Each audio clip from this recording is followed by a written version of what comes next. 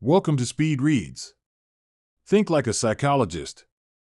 Start thinking like a psychologist today. The words we say are rarely the full story. Conversations that seem straightforward can take on unintended meaning when our body language doesn't align with our words or when subtle facial expressions reveal emotions we're trying to hide.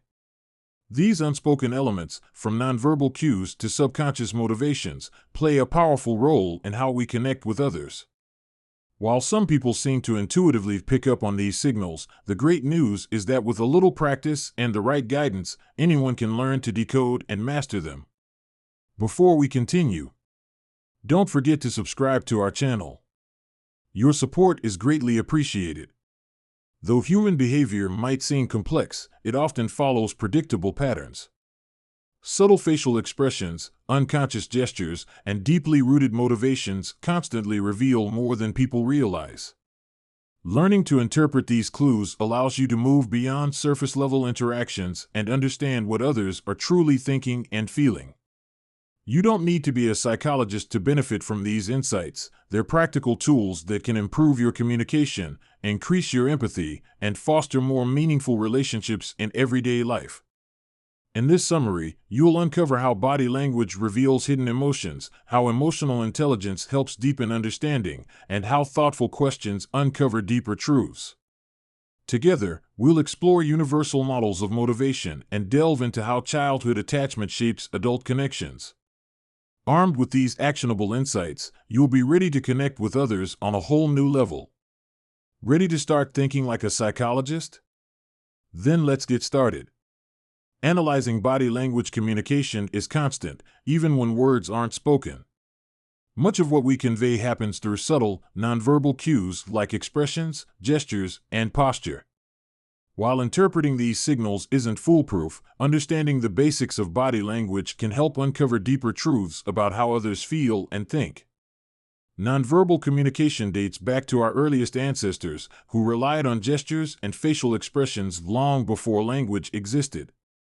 Today, our faces remain one of the most expressive tools we have. Expressions come in two forms: macroexpressions, which are slower and often deliberate, and microexpressions, which are fleeting and automatic.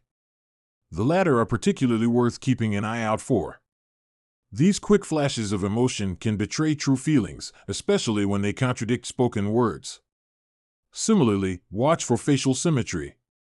Genuine emotions typically appear symmetrical, while fake or forced expressions frequently look uneven or strained. Body language, though more open to interpretation, can be just as revealing. For instance, a relaxed person tends to take up space with open, expansive movements, while someone anxious or uneasy might shrink into themselves, crossing their arms, hunching over, or avoiding eye contact. Even subtle shifts can be telling. Leaning toward someone often shows interest or agreement, whereas pulling back signals discomfort or disengagement. People instinctively move closer to things they like and retreat from things they don't. When observing people's body language, first focus on whether their movements are expansive or restrictive. Are they gesturing freely, with loose, open limbs, or are they tight and closed off? Then, move your attention to facial expressions. A face that is open and relaxed suggests ease, while a face that is tight and tense can indicate stress. However, context is critical. Comparing these signals to a person's baseline behavior is also essential. What may seem significant for one individual might simply be their normal mannerism. Relatedly, it's important to remember that body language analysis isn't definitive. A single gesture or expression doesn't prove anything, but when combined with other cues, it can paint a clearer picture of what someone is thinking or feeling. Becoming more aware of these nonverbal signals not only helps you understand others, but also makes you more conscious of your own body language. In turn, this awareness creates opportunities for better communication, deeper connections, and more meaningful relationships. Analyzing emotions shape every aspect of human interaction, yet they're often hidden beneath the surface. Emotional intelligence, the ability to recognize and understand emotions in yourself and others, presents a powerful lens to connect more deeply with the people around you. By learning to interpret the subtle signals behind words and actions, you can unlock a new level of insight into human behavior. The journey starts with self-awareness, the foundation of emotional intelligence. This involves identifying your own emotions and understanding why you feel them. Questions like, "What am I really feeling right now?" or "What triggered this response?" help you build clarity about your inner world. With self-awareness in place, self-management comes next. This means expressing emotions in constructive ways instead of suppressing or ignoring them.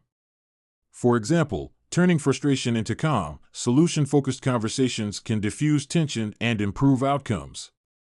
Self-motivation is another essential element. By paying attention to complaints, whether yours or someone else's, you can uncover problems that signal opportunities for growth or improvement. Framing challenges as chances to learn creates a more resilient, proactive mindset. Once you've developed a solid grasp of your own emotions, you can focus outward, building social awareness. This involves observing and interpreting the emotions of others. People rarely communicate everything they feel directly. Instead, much of what they convey is subtle and unspoken. A good starting point is to ask yourself, "What might this behavior mean?" or "Why did they say that?"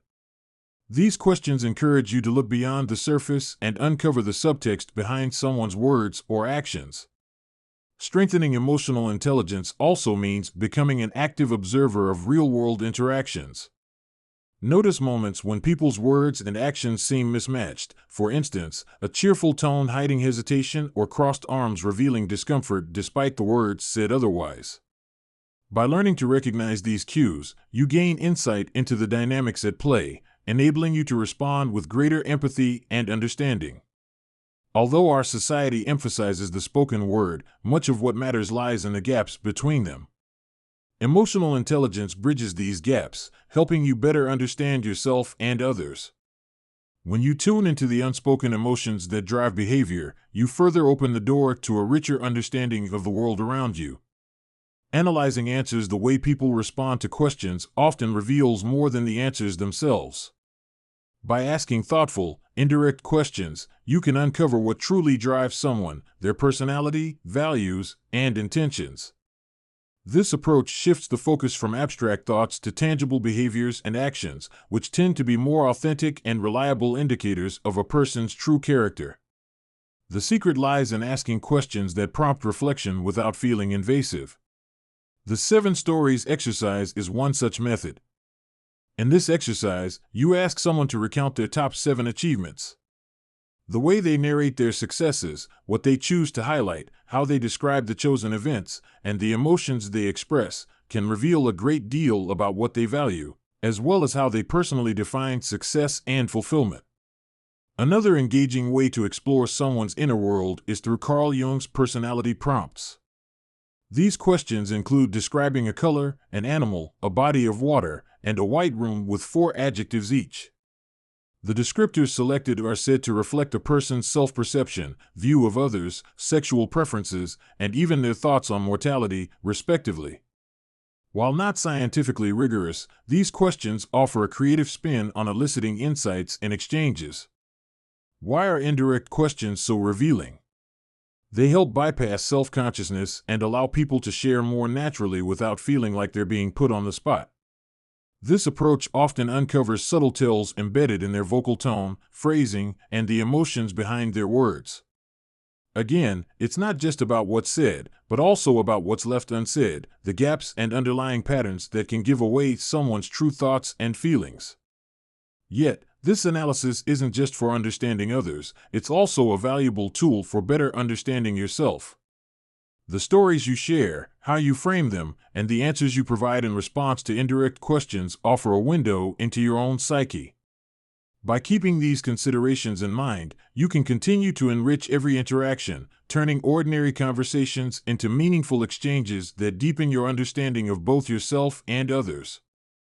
Analyzing motivation. Human behavior often seems complex, but understanding motivation can bring clarity. When you uncover what drives people, their actions not only make more sense, but become easier to predict. By exploring universal models of motivation, we can see how nearly all behavior stems from the pursuit of pleasure or the avoidance of pain. The pleasure principle is the cornerstone of human motivation. It's the natural tendency to seek comfort and joy while steering clear of discomfort and suffering. This instinct is present in all aspects of life, from the most trivial to the most significant.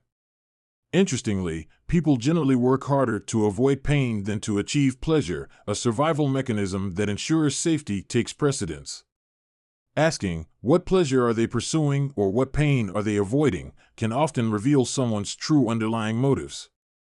Maslow's hierarchy of needs provides another valuable framework for understanding what drives people. This model organizes human desires into 5 levels: physiological needs, safety, love and belonging, self-esteem, and self-actualization. Each level represents a different stage of motivation, and a person's behavior often reflects the stage they are currently prioritizing. For example, someone focused on belonging will gravitate toward social connection, while someone pursuing self-actualization will seek out means of personal growth. David McClelland's model of motivation simplifies this even further into 3 key drivers: affiliation, power, and achievement. Each of these broad categories captures a primary source of motivation. People motivated by affiliation seek relationships and acceptance, those driven by power aim for influence and control, and achievement-oriented individuals focus on reaching goals. Observing behaviors closely often reveals which of these forces has its hands on the steering wheel and which is taking a back seat. Finally, one of the strongest yet least visible motivators is the need to protect the ego. This often operates unconsciously, compelling people to safeguard their sense of self from anything that might harm it. Defense mechanisms like denial, rationalization, and projection allow individuals to avoid negative emotions or responsibility, sometimes distorting reality in the process. The ego's role in shaping behavior can be subtle but powerful, often taking precedence over other motivators. Ultimately, all motivation stems from the same root, the need to seek pleasure or avoid pain. By understanding these forces, you can gain a more profound perspective on why people behave the way they do. Analyzing attachment, the foundation of how we connect with others and see ourselves, is laid in childhood. The environments we grow up in shape subconscious patterns that influence our relationships, behaviors, and worldviews long into adulthood. By exploring these early experiences, we can gain important insights into the motivations and actions that define us today. Attachment styles offer a powerful tool for decoding how people relate to one another. These styles, secure, anxious preoccupied, dismissive avoidant, and fearful avoidant, are formed during childhood based on how safe and supported we felt with our caregivers. People with a secure attachment style are typically confident and emotionally balanced. Warm, consistent care early in life teaches them to trust others and approach relationships with optimism. In contrast, those with an anxious preoccupied style often feel insecure in their relationships, constantly seeking reassurance and worrying about being unloved. Every perceived slight can trigger anxiety, leading to overthinking and emotional strain. Dismissive avoidant individuals, on the other hand, tend to avoid vulnerability and closeness altogether.